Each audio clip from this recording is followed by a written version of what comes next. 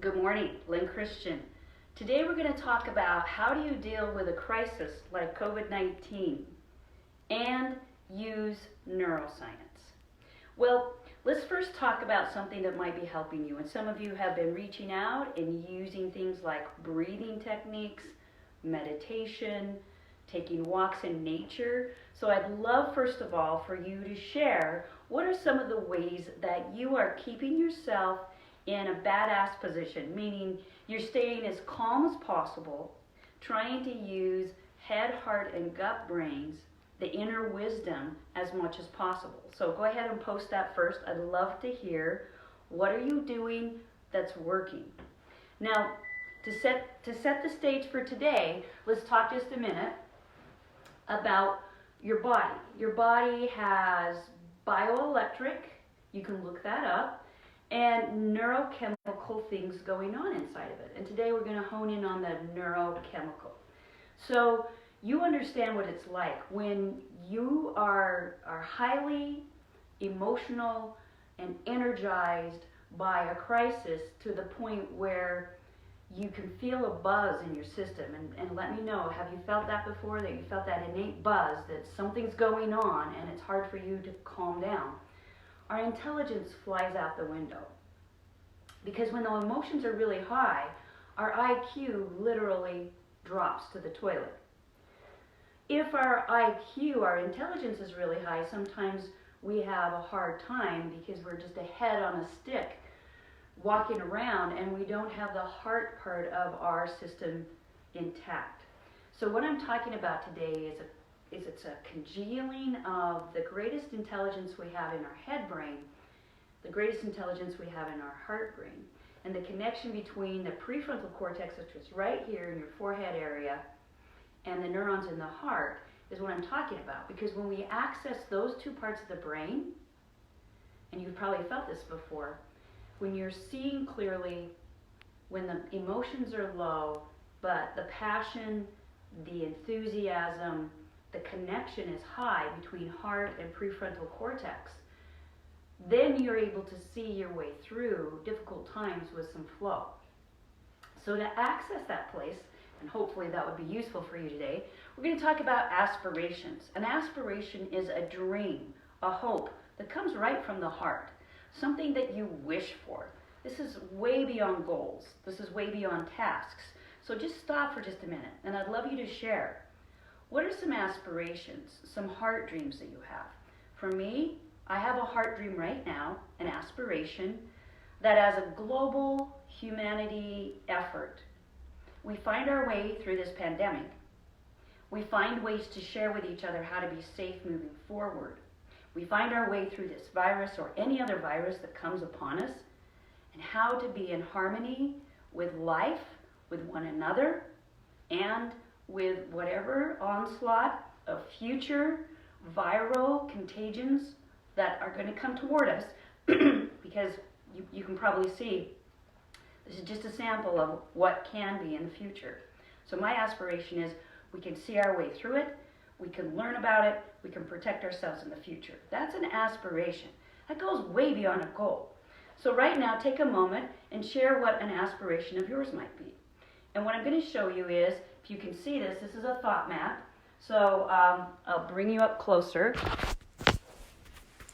We're basically starting with a circle. I put aspiration in it. And what I'm going to do next is I'm going to put a branch off. And I'm just going to note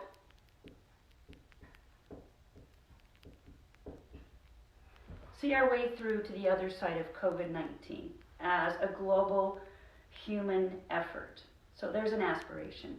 Now aspirations can be really small. They can be things like, once upon a time I dreamed of, it was a heart dream, to have a little Scotty dog who would be my buddy and also an office dog. That aspiration's come true.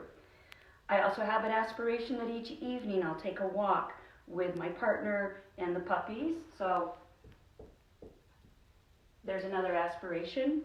I am recently a brand new grandmother, so I have an aspiration that I'll get to participate in the life of my grandchild. So I'm giving you some samples. When we spend 5 minutes writing out aspirations, we literally change the neurochemistry in our body. Actually, as I've been writing these things and sharing what my mind can imagine and what my heart connects to, aspirations, a heart dream, what does your mind connect to, what does your heart connect to, aspirations, your heart dreams, my neurochemistry is lifted and I have a greater amount of oxytocin and serotonin running through my body. Again, you can search those and see what those mean.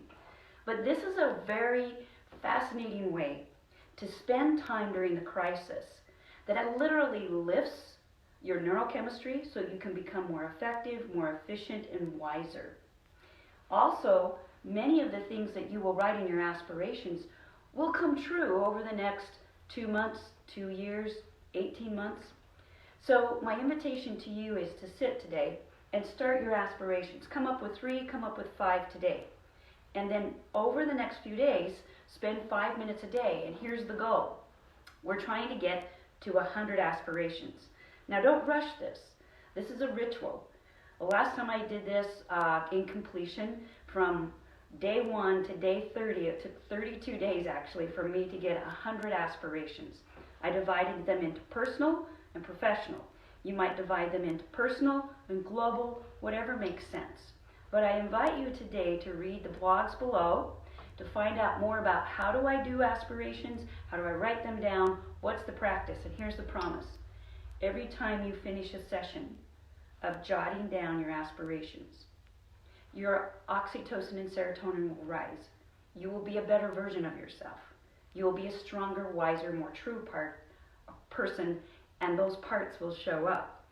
The other thing I will tell you is make it a ritual. Go to 100. Push yourself. See how long it takes. Let me know how long it takes.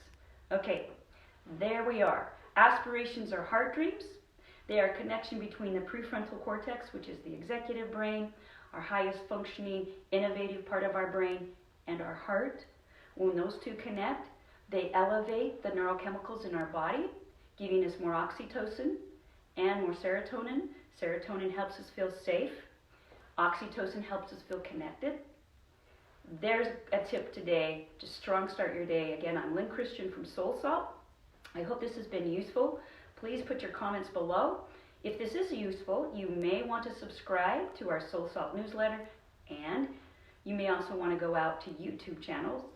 Find us, SoulSalt Coaching, all one word, that's our YouTube channel, and follow us there. Or, even better, we are starting, Marco Polo is allowing us to start a channel where I can give you virtual coaching. So if you want to learn more about that, there's a link where you can get a dose of virtual coaching from me on a regular basis at a really tiny, tiny, tiny price.